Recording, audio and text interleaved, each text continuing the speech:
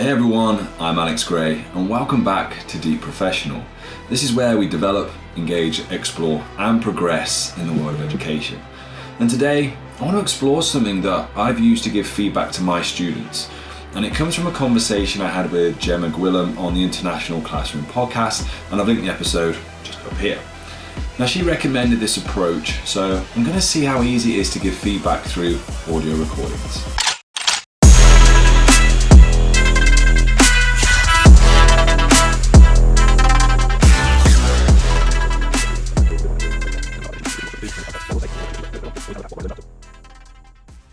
So I've just used voice memos, and once I've got them all done, I think I had 23 of them, I'm just going to airdrop them over to my MacBook. Once I've got them on my laptop, I've uploaded them then to my Google Drive, and I've got Canva open, and in the app section there you can find the QR generator. So I'm just taking the link from each file and I'm using then Canva to generate the QR code for me. So once the QR code's done, easy to print them, and then it's on to the cutting and sticking. Now this is the part where I got slightly concerned, only because I had no way of knowing if I was putting the right QR feedback code into the right student's book. I mean, what I'd done is I'd number the books in the order that I marked them, so just a little number 1, 2, 3, 4, and obviously on the voice memos it tells me number 1, 2, 3, 4, so I did it that way. I knew how I laid it out. But the cutting and the sticking, although it's not monotonous, it's still time consuming. It's still 25-30 minutes to go through 45 books just to cut and stick everything in and just then say, listen to your feedback here.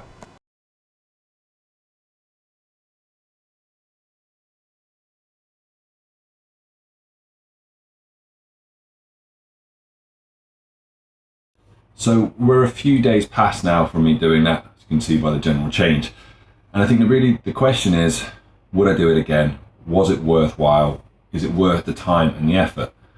And I think I'd really need to make it a fair comparison, to make it valid, need to really think about then, well, how long does it take me to properly mark a set of books? So the marking that I did there, near enough every audio recording was 4 minutes, 5 minutes of me talking to them. It was personalised. I was addressing the students, talking to them about what they've done and how they can improve. And the one thing that I did need to have that you can't see on the video is, before I even did that, was, right, feedback sheet. What is it I need to be saying? What are the areas I need to focus on?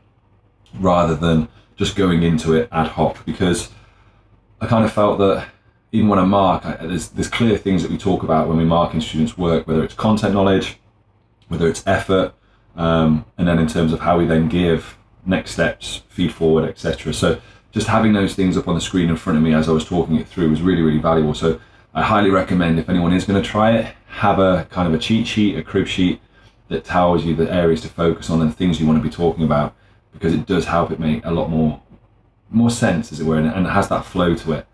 But overall, I think I would do it again.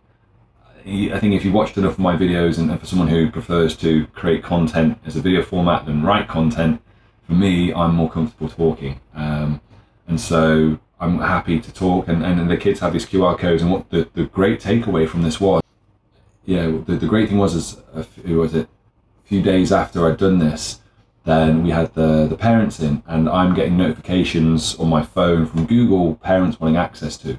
So for me, that's a wonderful thing in terms of parents then being able to listen to this. And like I said, from a health and safety thing, in the next week or so, what I'm going to do is I'm going to disable that. And the students know this. I'll disable it. And so next time around, then again, it's a fresh QR code that goes in. But the general feedback from it is very positive from the students. They were all very happy to be listening to it and have those things for themselves, not just generic marking. Yeah, there's a time thing. There's a time constraint, most definitely. And I think first time round, it takes a bit of time.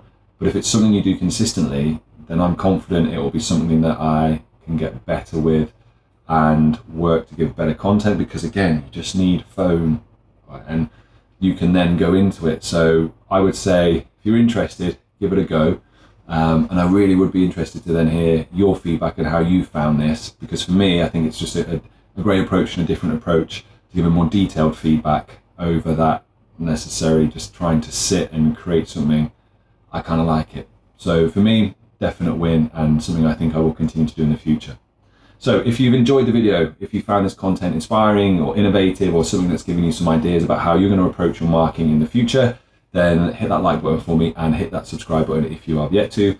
And if you are interested again in more listening and watching the entire podcast, posted up here, the International Classroom Podcast with Gemma Gwilliam. For now, guys, thanks ever so much. Take care, and I'll see you in the next video.